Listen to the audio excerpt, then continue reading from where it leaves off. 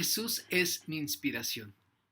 ¿Qué tal? Me da muchísimo gusto saludarte en este nuestro día número 229, conociendo y viviendo la palabra de Dios. En esta ocasión quiero animarte a que podamos seguir leyendo esta hermosa epístola de Pablo a los Colosenses, ahora del capítulo 3, verso 18, hasta el capítulo 4, versículo 18, donde termina esta hermosa epístola. Y bueno, pues a lo largo de esta semana hemos estado contestando a la pregunta, ¿quién es Jesús? Y hemos visto que Jesús es Dios en primer lugar. En segundo lugar, vimos que también Jesús es nuestro Señor, es nuestra autoridad. Y en tercer lugar, veíamos que también es Jesús nuestra vida, aquel que nos ayuda a llevar la vida de una manera, pues, que podamos nosotros, pues, dejar la vida pasada y empezar a vivir pues para la gloria y honra de Dios. Y hoy en esta ocasión quisiera pedirte que busquemos ahí Colosenses 3:23, un pasaje por demás también hermoso, preciso, conciso, pequeño, pero también de mucha bendición. Dice ahí, y todo lo que hagan, háganlo de corazón, como para el Señor y no como para la gente.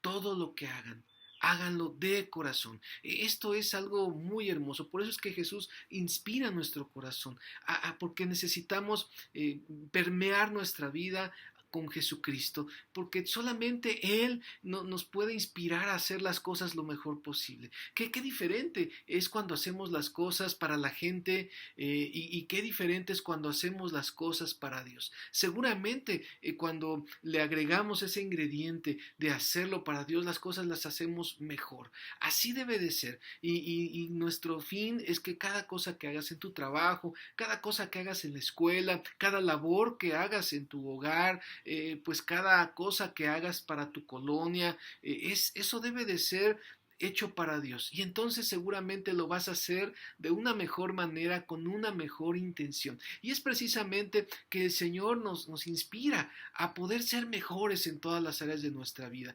empezando en el hogar. Y es por eso que quisiera invitarte a que veamos ahí en Colosenses 3, ahí el versículo número 18 da varias indicaciones, varias instrucciones de cómo debe comportarse una casada y un casado. En primer lugar, a la casada le dice, estad sujetas a vuestros maridos como conviene en el Señor. La sujeción que debe haber de la esposa con su esposo es algo que, bueno, solamente se puede lograr cuando lo hacemos para el Señor. Debe haber una sujeción de la mujer hacia su esposo, porque el esposo está sujeto a Dios. Y por eso dice en el versículo 19, maridos, amad a vuestras mujeres y no seáis ásperos con ellas. Precisamente aquí es donde está el balance. Bueno, ¿cómo va a haber sujeción de una esposa hacia su esposa, a su esposo, cuando este esposo la ame? Y bueno, ¿cómo va a haber también en este sentido amor? Bueno, cuando haya sujeción de parte de la esposa. Entonces, bueno, es algo hermoso cómo se va dando esta pues mutua actitud de bendición para la otra persona, y solamente el Señor nos puede ayudar, solamente Dios nos puede inspirar a poder tanto sujetarnos como amar de la mejor manera a nuestra pareja. Después habla acerca de los hijos y de los padres. A los hijos les dice, obedeced a vuestros padres en todo, porque esto agrada al Señor. Obedezcan, hijos, obedezcan. Pero ¿qué le dice a los papás? Bueno, dice, padres, no exasperéis a vuestros hijos para que no se desalienten. Entonces también aquí está dando pues un equilibrio. Un hijo va a ser obediente cuando el padre no lo está exasperando. Es difícil que un hijo sea obediente cuando el papá está pues sacándolo de sus casillas, cuando el papá lo está siempre juzgando, lastimando. Por supuesto que no va a encontrar a un hijo dispuesto a obedecer. Y de la misma manera, bueno, cuando un hijo no es obediente, pues no ayuda a que sus padres quieran alentarlo. La verdad es que, bueno, es algo mutuo también. Y solamente el Señor nos puede inspirar tanto a los hijos como a los padres para actuar de una forma adecuada. Y también otro aspecto muy importante es la relación entre siervos y pues también entre aquellos que son los amos. Dice ahí en el versículo número 22, siervos, obedeced en todo a vuestros amos terrenales.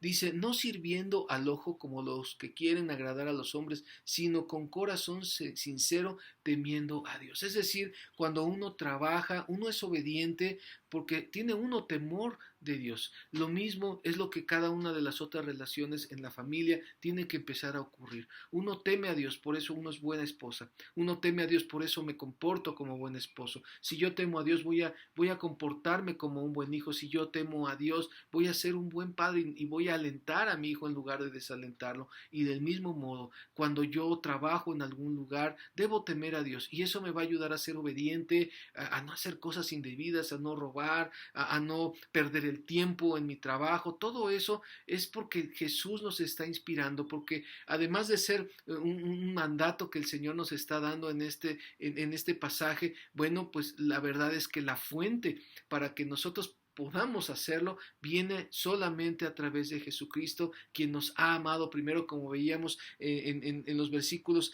anteriores. Dice también ahí en el versículo número 4, amos, haced lo que es justo y recto con vuestros siervos, sabiendo que también vosotros tenéis un amo en los cielos. Entonces, en ese sentido, aun cuando uno sea una autoridad en su trabajo, nunca debemos olvidar que tenemos una autoridad más arriba, siempre. Toda persona, usted imagine la persona que tenga más autoridad en este planeta. Bueno, ¿qué cree? Que hay alguien arriba de él y es Dios. Entonces, nosotros nos debemos al Señor y también debemos de cuidar de ser buenos amos, de ser buenos jefes, porque en la justicia de Dios y en el temor de Dios podemos nosotros buscar siempre el ser de bendición, a pesar de que estemos mandando y que tenemos que ser estrictos y que un amo tiene que buscar sus metas, eso es válido, pero jamás tenemos que hacer algo para lastimar a aquellas personas o degradar a las personas que están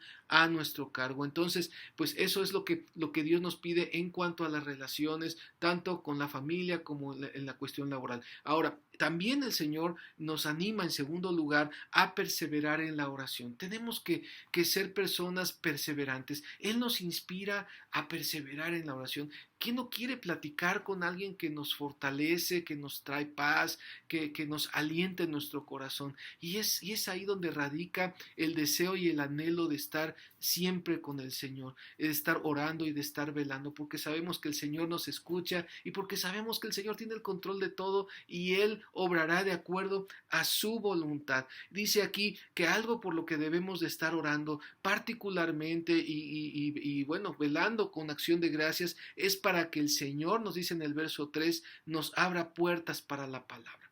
Qué importante que el Señor nos inspira a eso.